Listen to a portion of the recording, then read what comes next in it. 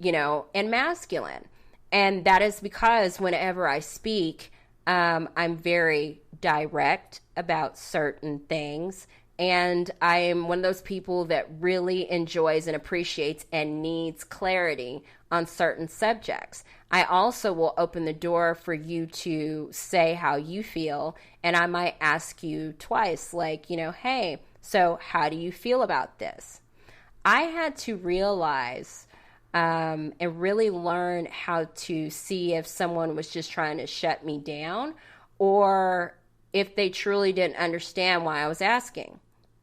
Some people might view that as, oh, you're being invasive. Why is that considered invasive? To want to understand the partner and learn and know the person that you're sitting across from.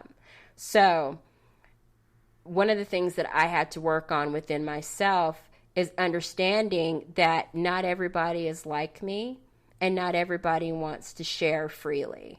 They're not comfortable with it. And so if it's something that they've not experienced before, I could see how that label would be thrown on that matter. You know what I'm saying? It's like, oh, that's just aggressive. That's a masculine thing. Because that's mainly, I guess, guys are the ones that ask the questions or are more businesslike. As humans, I think, especially with COVID and quarantine, we have forgotten about how much access we have to different things and different information, and how we have the ability to take on different roles, be it male or female, okay? It's not a one-trick pony world anymore because we know too much.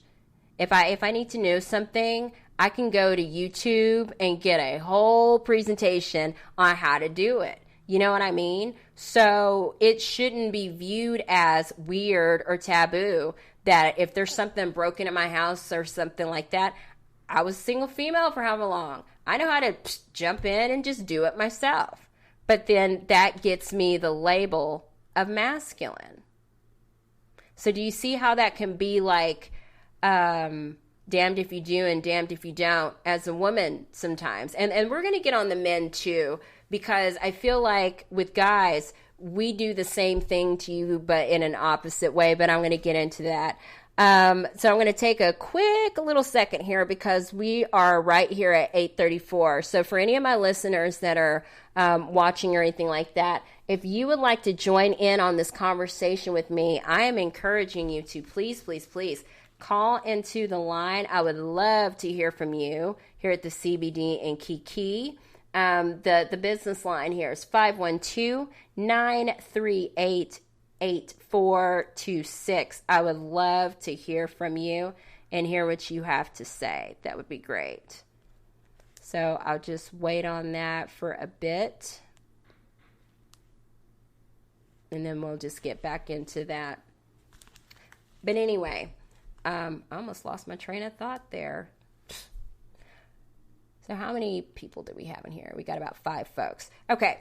And so back to where I was at, as far as being called masculine or not, having the ability to take care of yourself, that is another fine line that I could say myself as a woman that I've had to struggle with.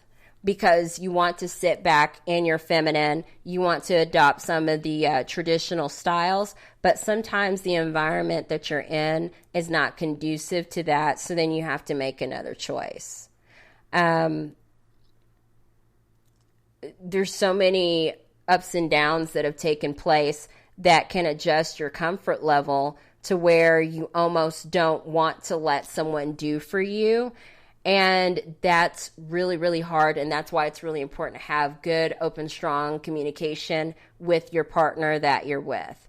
I'm one of those people that once I love you and I'm super in love with you, there's not a thing on this planet Earth that I would not do for you or your family. And so I always feel like I'm most happy whenever, I guess you could say I don't want to say performing, but whenever I'm doing, acts of service or something like that for my partner. But that goes along the lines of the whole love language thing, which for those of you that have not taken that, Go online and take your love language quiz. That is so interesting to see and understand how you like to give love and how you like to receive it. And I'm telling you, if you and your partner at home tonight or even tomorrow night, whenever, do something a little bit different. And trust me, and guys, if you feel like that your lady is just really not checked in for you and only you would know why, that's another topic. But you want to blow her mind, go to this ghetto HEB, get some cute bottle of wine. And you guys know, you guys probably had at some point or another a bottle of wine that you're like, ooh, this is good. I like this. Order a pizza, even if you want to. Lay out blankets, whatever, and do the love language quiz. I know there's so many guys that are like dry heaving and throwing up and rolling their eyes right now, but I'm telling you, something simple like that. Order a pizza, the pizza that you guys like. If you guys got kids, put them to bed early. Have a bottle of wine. Each do your love language quiz, and exchange the results and see what happens and see if it does not make for me not turning off my mic for a romantic night. I'm serious.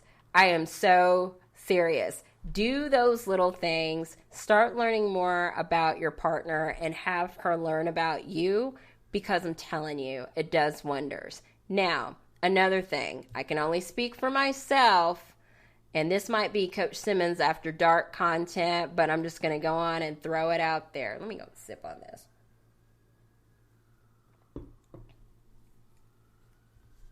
I'm going to tell you something. Maybe I can't speak for all women, but I can speak for myself.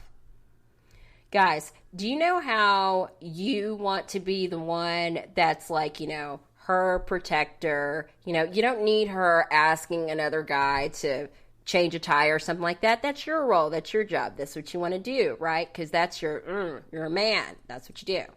Well, I can't speak for all women, but I will speak for myself. I'll just say women. We kind of have a touch of that too, but it's whenever it comes to your everything factor, fantasy factor, okay? So for me, for example, I love the idea of knowing that I am the one person that my significant other craves, okay? I like to know that I am the one that can create whatever environment that I want to for him. You get what I'm saying? So if I want to be cute, hot, and sexy, then I can do that. And I want to be the one that does that for him. That is part of me being in my feminine. That is part of what makes me happy, because I get to see him happy as well. But that is a part of our bonding. You get what I'm saying?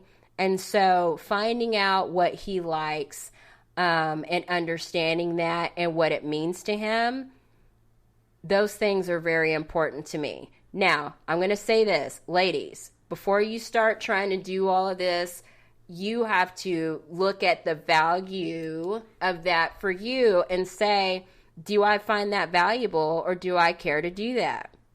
If you know that you really don't care to do that, or you're not a cuddle bug, or you're not sensual, or one of those things, don't do it.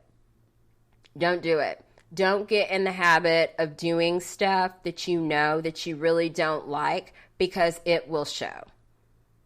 It will show. And it takes away from all of it. It really does. Now, guys, I'll tell you this too. There's some men that will sit and they will say, well, my wife or my girlfriend doesn't do these extra things for me, whatever they are. Now, before you get tripped out, you have to ask yourself, what has transpired in that relationship that would maybe make her not want to do that? So I will give you some direct, maybe masculine examples of that. So you guys were together for however long, and you really like each other. And you guys had a very healthy romantic / sex life, okay? It was great. It was thriving. It was wonderful. Had nothing to do with after she had kids, blah, blah, blah, whatever. Because there's a lot of baddies that I know that have popped out 7 kids and still built and stacked. Okay, so that's not it. But you guys had a healthy, thriving, romantic, sexual relationship, and then one of you cheated. Okay, so that is a violation of trust. Now, fast forward, and now guy or girl, whoever caused the disruption, is like, well, we don't really have much of a sexual or romantic relationship anymore. Did you ever think that that could be a factor as to why? For a lot of folks, being intimate, being romantic, being sweet, all of those things, the tactile things, the cuddling, the kissing, all of those things that attract you and bond you to a person, a lot of those things go on in your mind as well too. Because you think about, oh my gosh, this feels so great. This feels so amazing. And then it feels safe too. Ooh, honey, you can't get any better than that. But then whenever there is a breach of trust or something like that, that goes away. And so if you don't stop and take the time to rectify that, then you can pretty much count on anything that has to do with physical touch or sensual or sexual anything is going to go down the toilet. Okay? It just does. That is the one thing that I will tell anybody. Dating, married for 50 years, whatever it is, infidelity, breach of trust, all of that. As a woman, I can tell you that is enough to make a woman say, this ain't valuable to me. Okay? It's not valuable. It's not valuable. Everything else is around it, but that's not. Sorry. There are people that will take different parts of their relationship and just only focus on that one piece and pretend like the parts that are not thriving aren't there. Because that is how they can make their own imaginary major value out of it. I hope that makes some type of sense. But anyway, I hope I'm not jumping around for you guys way too much, but there's a whole lot going on here. So now we are at the 15-minute mark till close.